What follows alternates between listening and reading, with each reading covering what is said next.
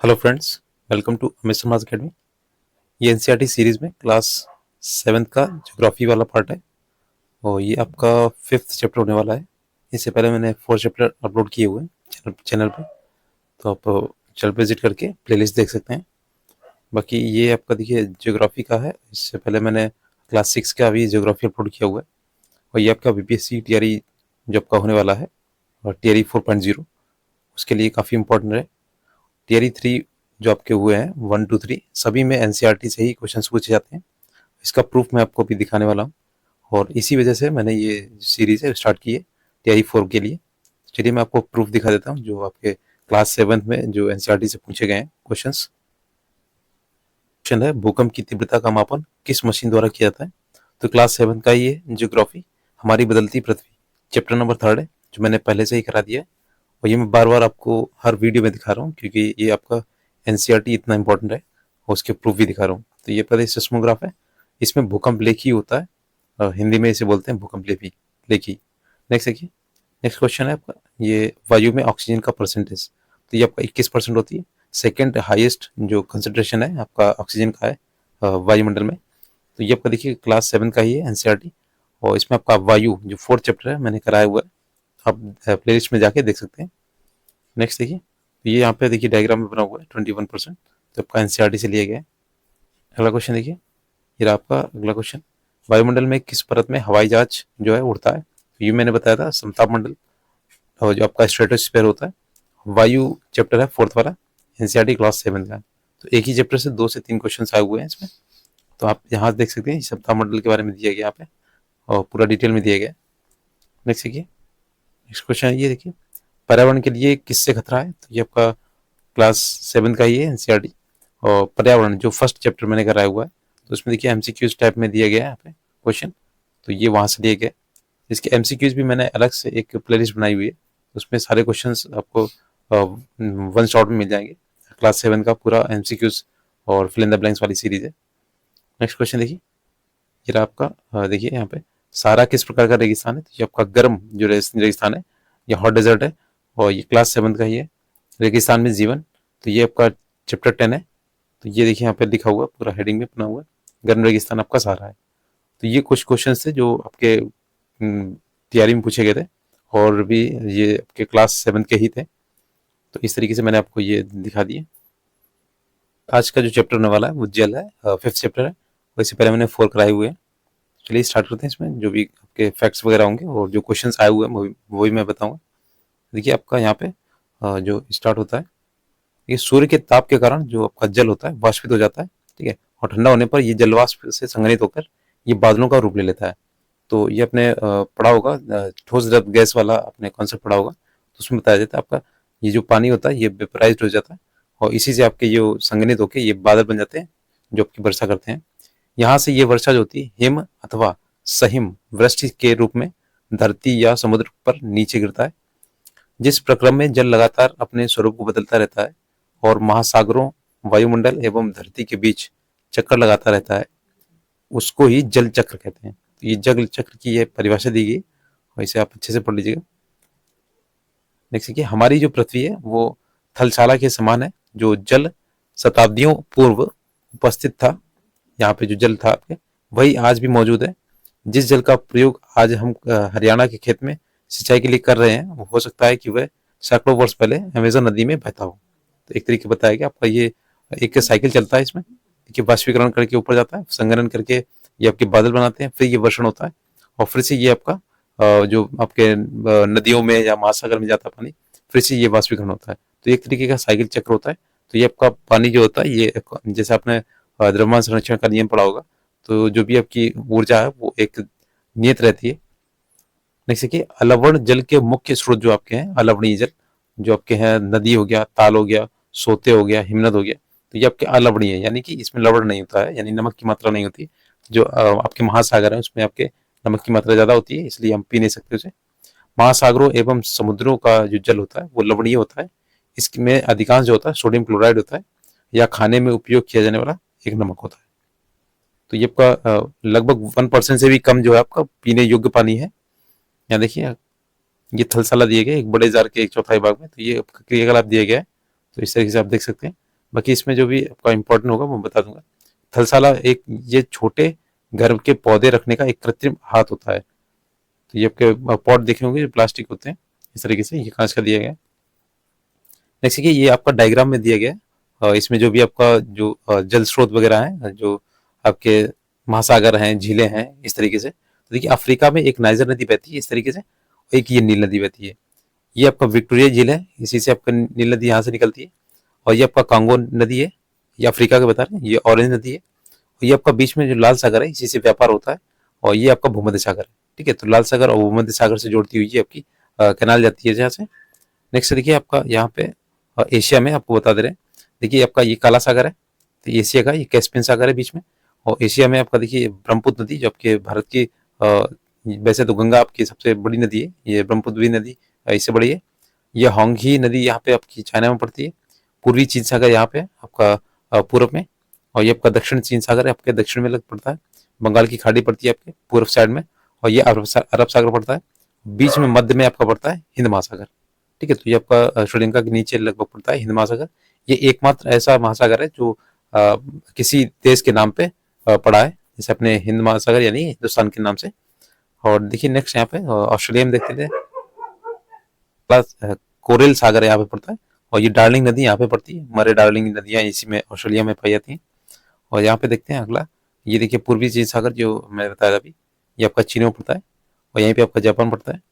Next यहाँ पे देखिए इसमें थोड़ा सा ब्रल है, फिर भी आप देख लीजिए, ये नील नदी बताया था, लाल सागर, ये भूमध्य सागर, ये काला सागर बीच पड़ता है, कैस्पियन सागर और भूमध्य सागर के बीच में आपका काला सागर पड़ता है। अगला देखिए ये डैन्यूब नदी है यहाँ पे आपकी यूरोप में जो पड़ता है। और ये देखिए यहाँ पे उत्तरी अटलांटिक महासागर है, यहाँ से पहले जो आपका वास्को डी गामा आया था वो इस तरीके से घूमते हुए आया था।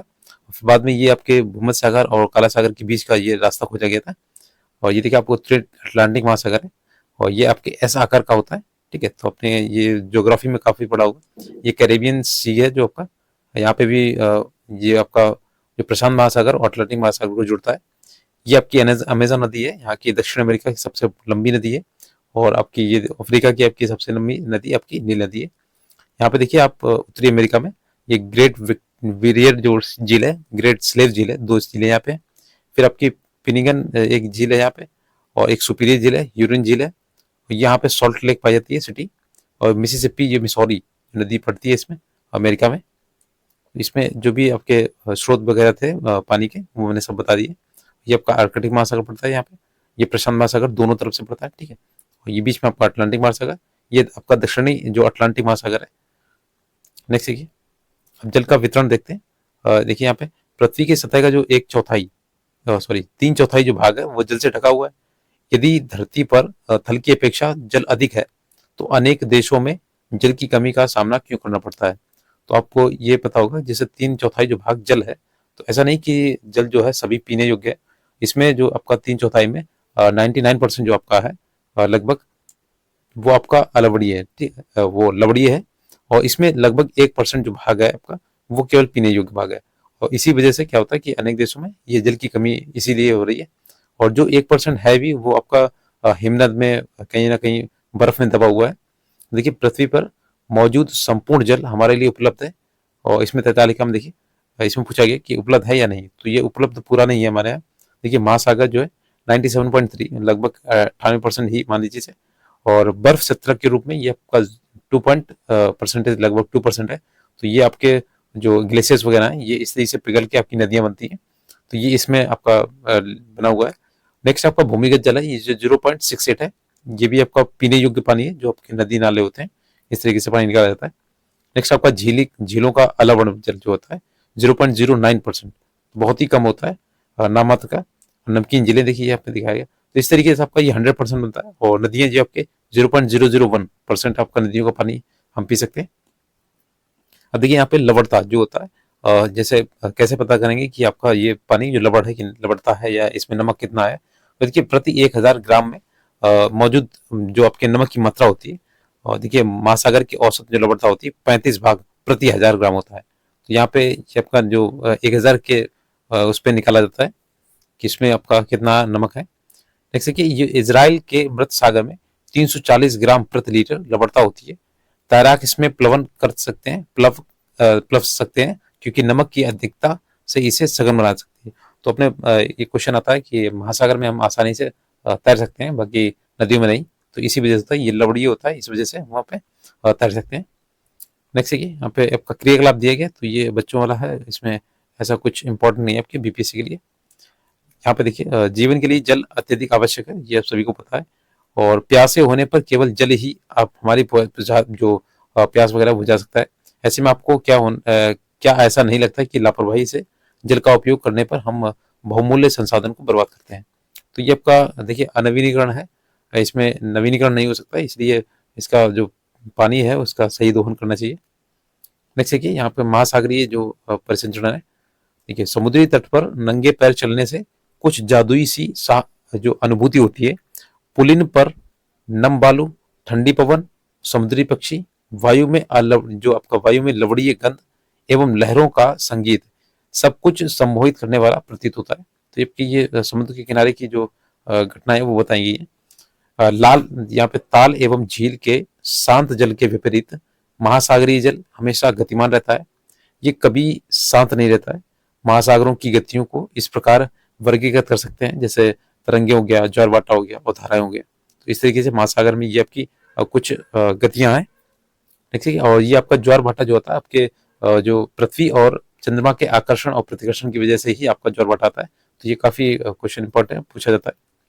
देखिए आपका प्रशांत महासागर दिखाया गया है यहाँ पे, और लवड़ी कितना है वो आप इसमें देख सकते हैं। नेक्स्ट देखिए, यहाँ पे एक क्वेश्चन दिया गया, मोस्ट इंपोर्टेंट है, पूछा भी जाता है। 22 मार्च को आपका क्या होता है, विश्व जल दिवस के रूप में मनाया जाता है। जल संरक्षण की विभिन्न विधियों को प्रबलित किया जाता है यहाँ पे। तो 22 मार्च को आपका विश्व जल दिवस मनाया जाता है, याद रखिएगा। नेक्स्ट देखते हैं, नेक्स्ट क्वेश्चन देखिए, नेक्स्ट आपका पैराग्राफ है तरंगे। तो ये जो वेव्स होती हैं, यहाँ पे देखिए समुद्र तट पर गेंद से खेलते समय जब गेंद जल में गिरती जाए तो क्या होता है, ये दृश्य बहुत ही मनोरंजक होता है। कैसे तरंगों के साथ गेंद तट पर वापस लौट आती है। जब महासागरीय सतह पर जल लगातार उठता और गिरता रहता है तो इसे तरंगे कहते हैं। तो आपने कोई भी चीज में जैसे आप किनारे पे डालते हैं तो वो वापस तरंगों की वजह से वो किनारे आ जाती है। और ये जो आपकी तरंगे होती हैं इन्हें क्या बोलते हैं, जो उठती गिरती हैं, तो इसे तरंगे बोलते हैं, वेव्स बोलते हैं। यहाँ पे देखिए आपका इस डायग्राम के माध्यम से बताया गया। और यहाँ पे एक देखिए पॉइंट भी है, जब समुद्री सतह पर पवन बहती है तब तरंगे उत्पन्न होती हैं। जितनी ही तेज पवन बहती है तरंगे भी उतनी ही बड़ी होती जाती हैं, इस तरीके से।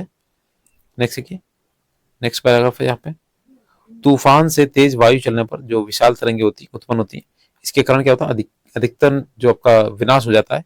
भूकंप, ज्वालामुखी उद्गार या जल के नीचे भूस्खलन के कारण महासागरीय जल अत्यधिक विस्थापित होता है। इसके परिणाम स्वरूप 15 मीटर तक की ऊंचाई वाली जो विशाल ज्वारीय तरंगे उठ सकती हैं, उन्हें क्या बोलते हैं, सुनामी बोलते हैं। तो 15 मीटर तक की ऊंचाई पे जो आपकी उठती हैं उन्हें सुनामी बोलते हैं। और अगर उसमें हल्की है तो आपकी उसे तरंग बोला जाता है। अब तक का सबसे जो विशाल सुनामी है वो 150 मीटर मापा गया था।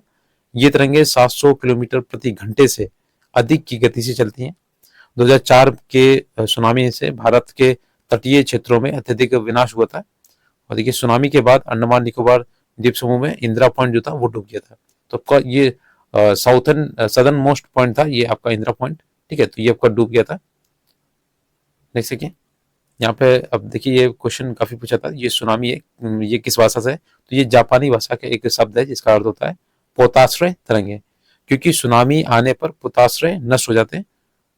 ये आपकी पोताश्रय मतलब आपका जो जहाँ पे जहाज वगैरह रुकते हैं, इस तरीके से। यहाँ देखिए सुनामी का जो तांडव है 2004 में ये हिंद महासागर में आया था। तो ये आप डेट याद रखिएगा, बाकी कहाँ से आया था चलिए इसको मैं आपको पढ़ के बता दे रहा हूँ। देखिए 26 दिसंबर 2004 को जो आपका हिंद महासागर है, सॉरी, इसमें सुनामी तरंगों जो आपके पोताश्रय तरंगों के कारण अत्यधिक विनाश हुआ था। ये तरंगे उस भूकंप का परिणाम थी जिसका अधिकेंद्र जो था, मैंने पिछले वीडियो में बताया था, जो वोल्केनो होता है उसमें अधिकेंद्र होता है, तो सुमात्रा की पश्चिमी सीमा पर था। इस भूकंप की तीव्रता जो रिक्टर पैमाने पर नापी गई थी, तो 9 नापी गई थी। और ये रिक्टर पैमाना भी मैंने अभी आपको पिछले वीडियो में बताया था। भारतीय प्लेट जो आपकी है बर्मा प्लेट के नीचे धस गई थी और समुद्र तल से अकस्मात गति उत्पन्न हो गई थी। इस कारण क्या होता, भूकंप आया था। महासागरीय जल जो था वो तल जो था लगभग 10 से 20 मीटर तक विस्थापित हो गया था, यानी डिस्प्लेसमेंट हो जाता। और यहाँ पे क्या होता है, नीचे की दिशा में झुक गया था। इस विस्थापन के कारण जो निर्मित अंतराल को भरने के लिए एक इसमें क्या होता है, विशाल मात्रा में महासागरीय जल उसी ओर बहने लगा। फलस्वरूप क्या होगा, दक्षिणी एवं दक्षिण पूर्वी एशिया के समुद्री तटों से जल हटने लगा। भारतीय प्लेट के बर्मा की प्लेट के नीचे चले जाने पर जल वापस समुद्र की तट की ओर लौटा। ये सुनामी लगभग 800 किलोमीटर पर घंटे की गति से आया था, जिसकी तुलना व्यावसायिक वायुयान की गति से की जा सकती है। और इसके परिणाम स्वरूप क्या होता, हिंद महासागर के कुछ द्वीप जो थे वो पूर्णतः डूब गए थे। और भारतीय सीमा का जो दूर धुर दक्षिणी बिंदु है, आपका दूरस्थ जो दक्षिणी बिंदु है, southern most point Indira point, जो कि अंडमान निकोबार द्वीप समूह में था, ये आपका डूब गया था। तो ये पूरी तरह से डूब गया था। ये जब सुमात्रा में भूकंप के अधिकेंद्र से तरंगे सुमात्रा की तरफ से अंडमान और ये आपका द्वीप समूह एवं श्रीलंका की ओर बढ़ी, तो तरंगों की लंबाई कम हो गई और जल की गहराई भी कम होने लगी थी। और साथ साथ जो इसकी गति थी 700 से 900 किलोमीटर से घट के कितनी हो गई, तो 70 किलोमीटर पर हावर हो गई थी।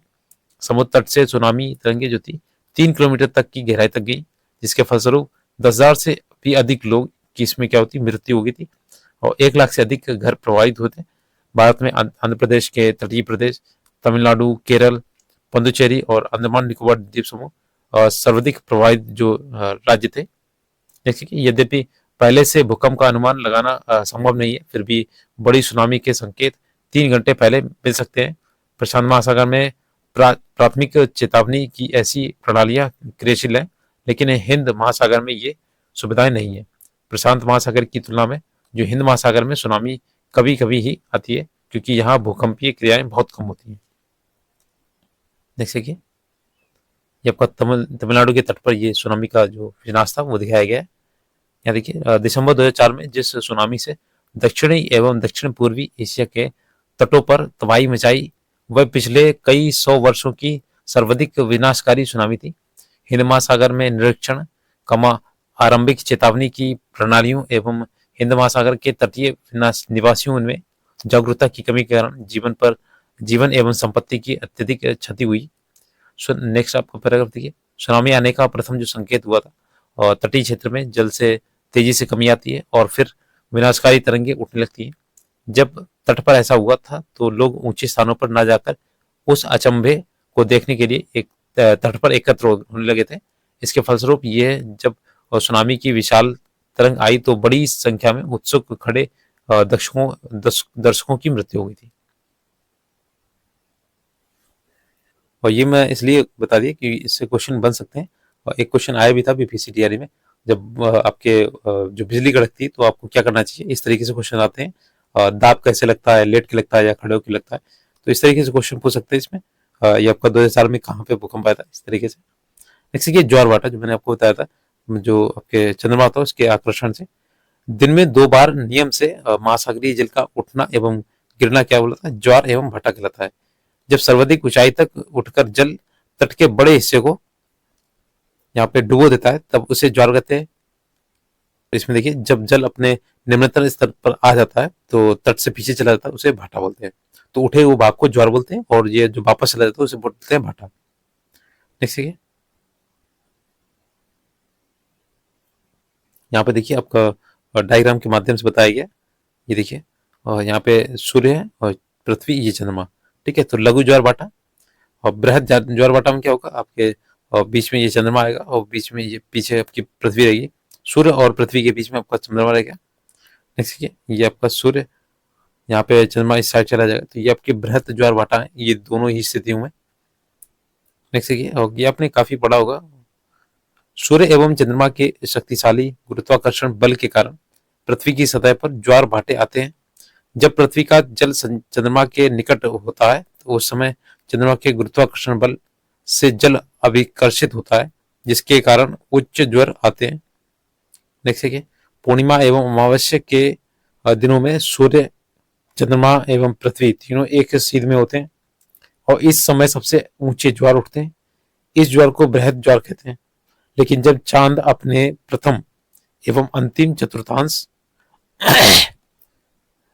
इसमें होता है तो पृथ्वी एवं सूर्य का गुरुत्वाकर्षण बल विपरीत दिशाओं में महासागरों जल पर पड़ता है। परिणाम स्वरूप क्या होता है कि निम्न ज्वार भाटा आता है। ऐसे ज्वार को लघु ज्वार भाटा कहते हैं। जैसे कि उच्च ज्वार नौसंचालन में सहायक होता है। ये जल स्तर को तट की ऊंचाई तक पहुंचाते हैं। ये जहाज को बंदरगाह तक पहुंचाने में सहायक होते हैं।